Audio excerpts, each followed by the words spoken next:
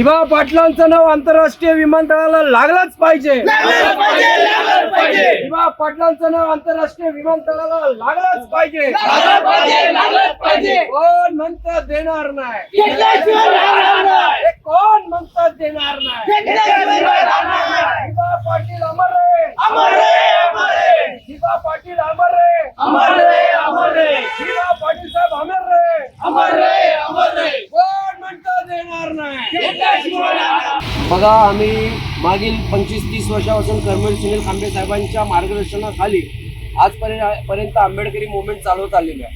बहुजनांचे सर्व प्रश्न असो, ओबीसींचे प्रश्न असो, मराठ्यांचे प्रश्न असो, सर्व प्रश्नांसाठी आमचा आंबेडकरी विचार हा पुढे येत असतो. आज दिवा पाटील हे महाराष्ट्राला परिचित असलेलं नाव, आदरणीय दिवा पाटलांचा संग्राम म्हणजे स्वातंत्र्य संग्रामापासून ते संयुक्त महाराष्ट्राच्या चळवळीपर्यंत ते JNPTच्या जेव्हा जमिनी भूमिपुत्रांच्या ॲक्वायर केल्या तेव्हापासूनचं त्यांचं जे काम आहे त्या ठिकाणी 5 हुतात्मे झाले होते त्यावेळेस चिर्ले गावातले. म्हणजे असं हे सर्वसमावेशक काम आहे आणि ते भूमिपुत्रांचं आमच्या आदर्श आहे. भूमिपुत्रांचा आदर्श असल्यामुळे आणि भूमिपुत्राचं खंबीर नेतृत्व असल्यामुळे दिवा पाटलांचं नाव या ठाणे जिल्ह्यात जे आमच्या रायगड जिल्ह्यामध्ये जे विमानतळ आता होत आहे त्याला नाव देण्याचं उद्धव ठाकरे जेव्हा मुख्यमंत्री होते तेव्हा त्यांनी घोषित केलं होतं आणि ते घोषित करून त्याचा आदेश पारित केला होता. हा शेवटचा आदेश त्यांचा होता.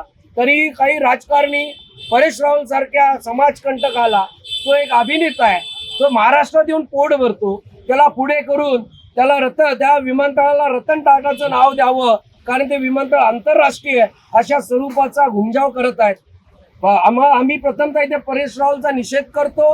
रतन टाटांचा आम्ही आदर करतो. उद्योग क्षेत्रामध्ये टाटा परिवाराने चांगली क्रांती केली, परंतु भूमिपुत्रांसाठी आहुती देणारे या रायगड आणि ठाणे जिल्ह्याचं आदरस्थान असलेले ज्यांचं नाव महाराष्ट्रात परिचित आहे, हा ठाणे आणि रायगड जिल्हा आगरी, कोळी, आदिवासी बांधवांच्या भूमिपुत्र आहे आणि त्या भूमिपुत्रांचं नाव लागणं म्हणजे तो महाराष्ट्राचा सन्मान आहे. संदीपजी, तुम्हाला थांबवतो. असं कुठेतरी चर्चा आहे की भूमिपुत्रांचा आवाज दाबला जातो किंवा भूमिपुत्रांचं नेतृत्व पुढे येईल म्हणून देखील काही लोकांना भीती वाटते. बघा, लोकशाहीने व्यवस्थित चाला, भूमिपुत्रांचा आदर करा, नाहीतर नेपाळ सारख्या राज्याचं, देशाचं जिवंत उदाहरण तुमच्या समोर आहे.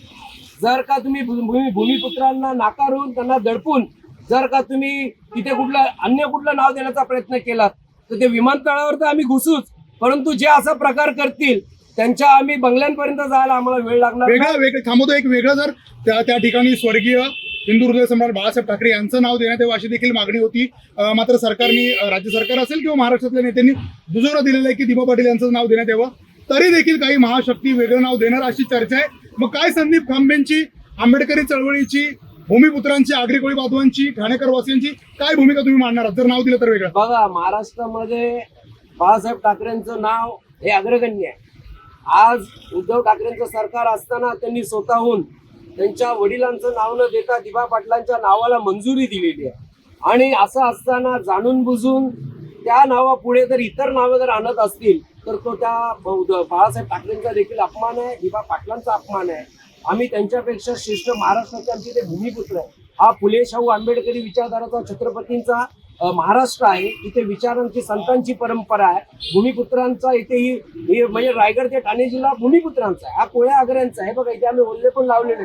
हा कोळ्या आगऱ्यांचा, हा भूमिपुत्रांचा आहे. आमच्या ठाण्याची मागिरी कोळीवाडा असो, आमचा चेन्नी कोळीवाडा असो किंवा आमचं सिडको कोळीवाडा असो, हे सर्व कोळीवाडे, त्याचमुळे बालकुम पासून तर हा पूर्ण ठाणे जिल्ह्यात आगरी समाजाचा पट्टा आहे. रायगड जिल्ह्यामध्ये आगरी समाजाचं अलिबाग पासून सगळीकडे प्रभुत्व आहे. सर्व जातीचे तेली, माली, कोली, कुणबी, लोहार, कोष्टी, इतर जातीचे धर्माची लोक या जिल्ह्यांमध्ये असताना हे सर्व दिवा पाटलांचा आदर करत असताना जर का कोणी खोडसाळपणा केला तर आम्ही त्यांना धडा शिकवल्याशिवाय राहणार नाही. भूमिपुत्र गप्प बसणार नाही. आम्ही ज्या कुठल्या राजकीय पक्षामध्ये काही आगरी समाजाचे नेते असतील त्यांना हात जोडून विनंती करतो की तुम्हाला सांगितलं जातं की प्रथमतः पक्ष आणि नंतर राष्ट्र, तर आम्हाला तुम्हाला सांगायचं आहे की ते प्रथमतः तुमचा समाज, तुमचे विचार, फुले शाहूंचे विचार, बाबासाहेबांचे विचार, शिवाजी महाराजांचे विचार, शाहूंचे विचार हे प्रथमतः टिकले पाहिजेत. दिवा पाटलांनी जो काय त्याग केलेला आहे त्यांचं संयुक्त महाराष्ट्र चळवळीत देखील योगदान आहे. त्यांचं चिरनेरचं आंदोलन होतं. 15,000 रुपये दराने तिथल्या शेतकऱ्यांच्या एकरी जमिनी घेण्याचं षडयंत्र त्यांनी उद्ध्वस्त केलं आणि 12.5% जमिनी त्यांनी भूमिपुत्रांसाठी मंजूर केल्या. त्यांनी भूमिपुत्रांना न्याय दिलेला आहे. अंतिम श्वासापर्यंत ते लढलेले आहेत आणि त्यांच्या सारख्या व्यक्तिमत्वाला, या भूमिपुत्रांना, या आमच्या ठाणे जिल्ह्याच्या आणि रायगड जिल्ह्याच्या भूमिपुत्रांचा जर कोणी अनादर करेल तर आम्ही या सरकारला दमदारपैकी दमदार आम्ही धडा शिकू. उद्या तुम्ही तिकडे जाणार का? हो, आम्ही सर्व सामील होणार आहोत आमच्या आंबेडकरी चळवळीच्या माध्यमातून. त्याचप्रमाणे तुम्हाला एक सांगतो, सर्व राजकीय पक्षातील सर्व आगरी बांधवांना, कोळी बांधवांना सांगतो, आपल्या अस्तित्वाचा आणि अस्मितेचा प्रश्न आहे.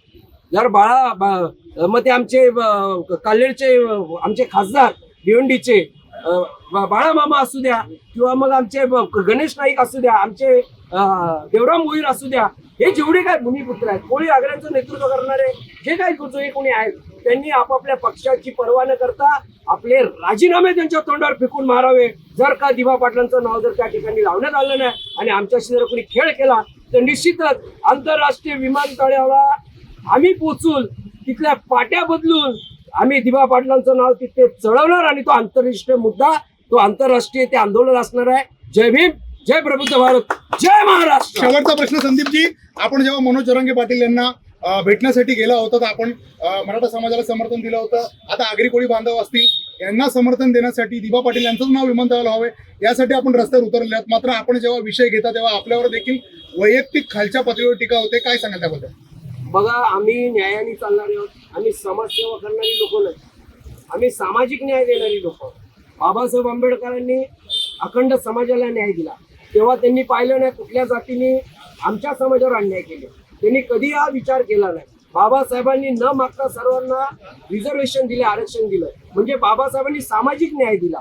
बाबासाहेबांनी व्यक्तिगत द्वेष कधी कोणासोबत ठेवला नाही. बाबासाहेबांनी कोणाचा तिरस्कार केला नाही. संपूर्ण जातींना त्यांनी आरक्षण दिलं आणि त्यांचे आम्ही अनुयायी आहोत आणि त्यांच्या विचाराने, त्यांच्या पावलावर पाऊल ठेवून आम्ही काम देत आहोत. काही आता नवीन युवा पिढी आहे, त्यांना अजून आंबेडकरी चळवळ समजलेली नाही.